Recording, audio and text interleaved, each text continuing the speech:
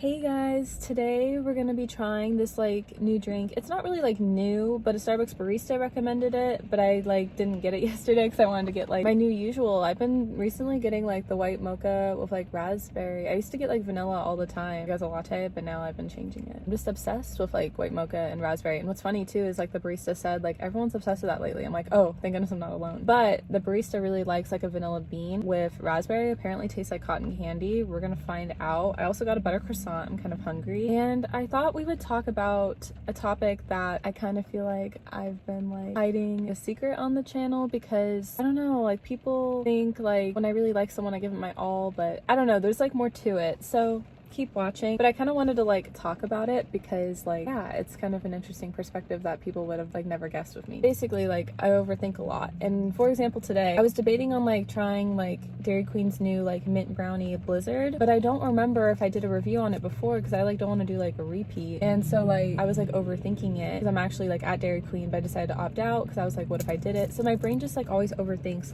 every little thing, whether if it's relationships, food. Yeah. Hey guys, popping on. It's another day really fast, but I was totally overthinking about the whole Dairy Queen thing, and then I watched back my old Dairy Queen videos, and I've not reviewed this. Something similar, they had a thin mint. I don't know if it still tastes like a thin mint, but it's a mint brownie, and I think it has brownie and mint. It might not quite be thin mint like the Girl Scout cookie, so I want to try it, something different. I have these chocolate chunks I just ate, and let's get an actual brownie piece. It's soft, it's good. I don't think it tastes quite like a thin mint. All right, back to the video. Their whipped cream is the best. Oh, it does kind of taste like cotton candy a little from the whipped cream. Cheers. I can kind of see it. No way. I don't really like anything with vanilla bean, unless if it's a cafe frappuccino, because that adds vanilla bean, a cafe vanilla bean frappuccino, that's what it's called. That adds coffee, because I was kind of bummed not having coffee. But I will say that Starbucks barista was right in that the raspberry does add more flavor, and it does taste like cotton candy. I can't unsee it. It tastes good. It actually tastes a lot better. Wow. And then we have a butter croissant and a butter packet as well. They didn't give me a knife. We're gonna cut it open. Well, break it open actually. And just start eating, and that's all. They didn't give me a knife. I just have to do it with my hands. Well, I might have a knife in my car actually. A plastic one is all I needed, but I'm too lazy to get it. I have napkins after, it's all good. And I always have wet ones too. See, a little bit better. Starbucks butter croissant is the best. I was trying to almost say Starbucks is one thing about me, I have a hard time saying my S's. I have a tongue thirst thing, which I don't really get it. I think the way my tongue lays in my mouth, it's not supposed to, but I think that's everyone. So I don't know. This is weird. I don't understand. But growing up as a kid, I can never say anything with my S's. I feel over time I've gotten better. There's certain words, I don't remember them because it's more of I say in the moment. But every time it's an apostrophe S or an S, or if I mean something plural, I have a really hard time saying it. So Starbucks is Starbucks, I don't, so that's why I'm always Starbucks. That's what I'm saying. But yeah, so while I let the butter melt in the croissant, it kind of needs to melt, not gonna lie. We'll chat. I'm just pushing the rest in because the butter with more butter in the croissant is so good. So one thing about me, I actually tend to overthink everything. So I hung out with one of my friends, Tara, not that long ago. She told me something. It was sweet, but it was also I don't know if it's also a toxic trait of mine. Basically, when I do like somebody, she pointed out that I really give it my all. I'm loyal. I would never do anything wrong. I really like the guy. I really give it my 110%. I'm so into him. Bam, you know? And she was it's really cool. But I was yeah, well, it backfired last time. And she was yeah, that's the hard part is sometimes fortunately it doesn't work out. To maybe next time be careful, but also at the same time she was telling me there's nothing wrong with feeling excited. And then I realized, I was thinking to myself oh my gosh, in a lot of my videos when I talk about all the guys and my past with them or things that would happen with them, I'd be really, really overly excited, which I would. Well, I cringe at a lot of those videos now, not gonna lie. And I'm not trying to be you know, feelings whenever that's not the case at all. Every time I've liked a single guy in my entire life, I've always overthought something, but I never really share about that on the channel because, and I don't know how much I will share about it because my thoughts are really private, but they're really serious thoughts that I'll really overthink. It's hard to talk about. If I ever have a podcast someday, I feel with podcasts you can open up more about that kind of stuff. I don't even know if I'd want a podcast because I think it's scary to put yourself out there, or it'd be hard to do it alone. I don't know, kind of why I'm just talking in a video. But College Crush is a perfect example. My throat. I'm good. Oh my gosh. Or Quarantine Boy or Sweater Boy, like all those guys I've liked and shared stories about. There's definitely things I've overthought with all those boys, and not even just them. Even like my first high school like sweetheart relationship, there was a lot I overthought as well. I don't know. Or even like DQ Boy. Like I'm just saying all the guys I've liked and dated, I've talked about, like I've definitely always like overthought like something. I think like people always saw the highlight reel. Well, people know DQ Boy have not said the best of things, which like I really am like over DQ Boy now. I think like when I uploaded that one video talking like a story time, that was just like to do like a story time. I'm really trying not to talk about guys much on the channel unless if it's like a life update, how I'm doing, a particular like topic and a story, because like last summer I cringed at a lot of the videos of College Crush, so I try not to. But I don't know, I'm just trying to talk about like overthinking in general. I overthink like guys I like, I overthink like food, I overthink kind of a lot in my life, you know. I feel like my anxiety and overthinking will get the worst of me sometimes because I'm like in my head too much. A perfect example with Sweater Boy, when I was on the first date with him, it was a great first date because honestly we went on 4 dates and the first 2 ones were great, last 2 were okay. Probably the second was a lot better than the first. I don't know, I liked the first because we went to somewhere that neither of us had went to before, like a park, which was really cool and it had like a beautiful view. But like by the end of the date, and I was fine up until like the end of the date, because it's like, do you do like the goodnight goodbye kiss kind of thing? And that's where I was starting to spiral. That's not something I would like tell people, but I was like really in my head. And at one point I had to tell Sweater Boy like getting close to like the end of the date, because he was really sweet and stayed with me for as long as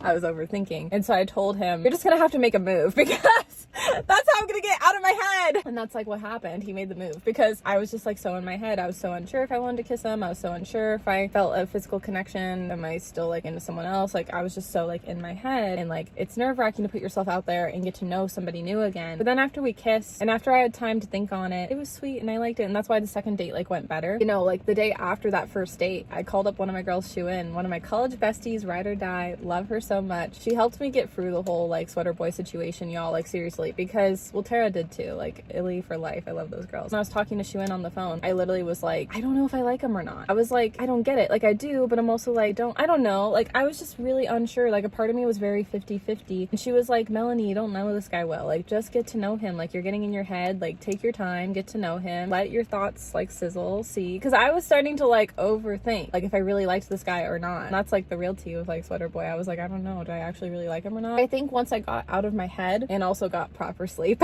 sleep helps. I think finally I was able to be like, wow, I actually really liked this guy. And I thought he was a really good kisser and he was super sweet. That time I did enjoy getting to know him. And then once I got out of my head, like it was a lot better. In the future, like I have to really try to get out of my head and also pick a better guy to date. I'm sorry, I'm done. No hate to Sweater Boy. No, but I'm just like giving like kind of an example. Yeah. Or like a long on and off like crush I had on College Crush. I don't know, I'm in a laughing mood, I'm sorry. I just like laugh things off sometimes. It's how I cope, honestly, because like I don't know how to deal with like the overthinking. But even during like last summer when I would be like, oh my gosh, College Crush, oh my gosh, oh my gosh, like I would still be in my head like overthinking about like, I don't know if he's like the one for me, or I would still overthink like certain things don't align. Also, I kind of think low-key he's obsessed with Zach still. And like fine, but like the thing is like I don't want to be with somebody that's gonna be obsessed with their ex. Like but I get it. Here's the thing, I get it. Well, because he's not put himself out there after him and his ex broke up, so, and like he'll still let her like call him. I don't know. For me personally, like I understand it to an extent of like been there and done that, having like an obsessed with an ex era or not over someone era. Like I'm still healing for the whole Sweater Boy stuff, so I do like get it. But like with my 2 ex-boyfriends now, I'm at a point in my life where like I'm not obsessed anymore. I don't need to have a need to want to be with them anymore. Like I've healed, I've moved on. I think time just heals the wounds, and it will with Sweater Boy too, and hopefully it will for College Crush with his ex. But like he'll just like he posted like on his IG about like running into his ex, and then basically it was like a TikTok where like random guy thought he saw his ex, and then it was a trash can. So it's basically like making fun of an ex, but it's just like, why do you care? Because it's been like a year since like they didn't work out. So I'm just like, get over it, like move on with your life. Like, and I feel bad, everyone's healing process is like different. I'm not trying to be rude or insensitive because I am a very sensitive person. I just like want to be with a guy that just like moves forward with his life and like doesn't care. But these are like things like I overthink about or just wonder about and like I don't really talk about. So here I am talking about it now and it's like hard and emotional. I understand, like I'm not trying to be like forget about someone in your past. Like all the guys I've liked or dated or in a relationship or had a short season of my life with, I'm never gonna forget. But I think it's important to someday move on from it. Like I'm never gonna forget, but just like move forward with your life because it just helps you. Like it helps your heart, it helps your soul. It's hard because like I feel like my dad never really got over like my mom's divorce. He says he does and like maybe over time he has, but for so many years in between like he was so like hurt and angry towards it. Growing up, like that was really hard to see. And I think because I had to see that, that's why I try to reverse and try to move forward and get past things a lot easier and faster. Also, this generation is different as well. And a few years back, I feel like mental health wasn't like a big thing. I'm talking like before 2020. So like 2019, I feel like mental health wasn't like a big thing either. So I didn't really recognize like the struggles like I had until like 2020 when like we were in lockdown and had nothing else better to do. I started to realize like what I was really going through, like with my mental health and like anxiety, depression, my struggle with sleep, all of that, or just like what I really want out of life in general, like good friends, a good boyfriend, trying to keep up with family, like all this stuff. I don't know. It's my tangent of overthinking. I hope you guys enjoyed this video. It's a little different. I'm trying to slowly open up a little bit more on the channel, but it's really, really hard. I might have to do some like lighthearted stories to kind of get that going. I feel like I just wanted to talk about it because I never talk about stuff like this, honestly. This drink was really good. I actually really liked it. It really does taste like cotton candy. Oh wait, hold on. Before I go, I gotta see if the butter croissant tastes any good. I was letting it melt. I just like squished it in here.